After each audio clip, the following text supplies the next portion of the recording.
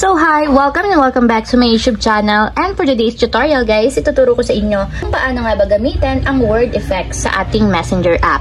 But first, can you subscribe to my channel and don't forget to hit the subscribe button and the bell to notify you for my new updates. And once you learn more, just keep on watching and let's start. So ayan guys, for today's video, i-open lang natin ang ating Messenger account or yung ating Messenger app. And then, mula dito sa chat list, guys, pumili lang kayo ng isang conversation na gusto nyong lagyan ng word effects yung inyong mga messages or conversation. So, for example, is mag-open ako ng isa. And then, pagka-open, guys, itap nyo lang yung menu dito sa may upper right corner katulad nito para mapunta tayo sa settings ng conversation. So, dito, guys, hanapin nyo yung word effects. Then, tap nyo lang. And then dito lalabas na yung pwede nating i-customize na word effects. So, ang word effects nga pala guys is once na yun yung tinype nyo sa isang conversation, may lalabas dyan na iba-ibang klaseng effects depende sa pinili ninyo.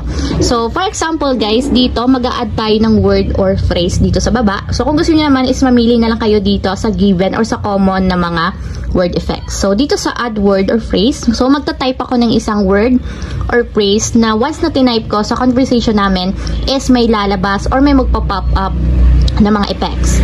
So, for example is good morning. So, good morning yung ilalagay ko guys. And dito naman sa effects is tap nyo yung effects para makapamili tayo kung anong effects yung gusto nyong lumabas once na nag-type tayo ng good morning. So, for example is sun. So, ayan guys. Ito yung pinili kong effects. So, araw since good morning nga.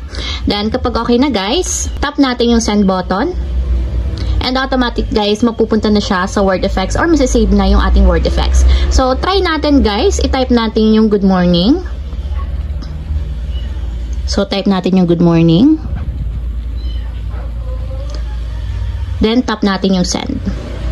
And kung makikita nyo guys, may lumabas na mga word effect ng mga araw. So, yun kasi yung sinet up natin kanina or can-customize natin. So, try naman natin maglagay or magdagdag ng ibang effects. So, balik tayo sa word effects.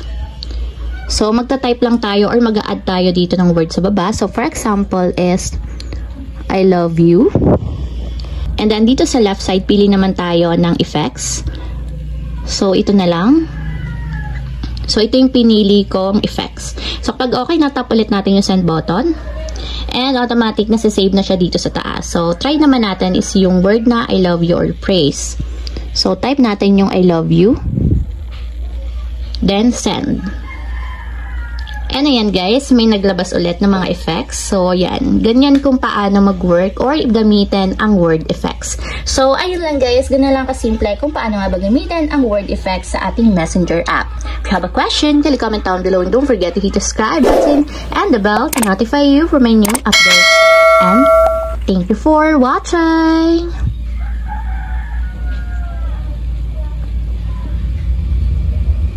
Living life every day, late at night, not okay.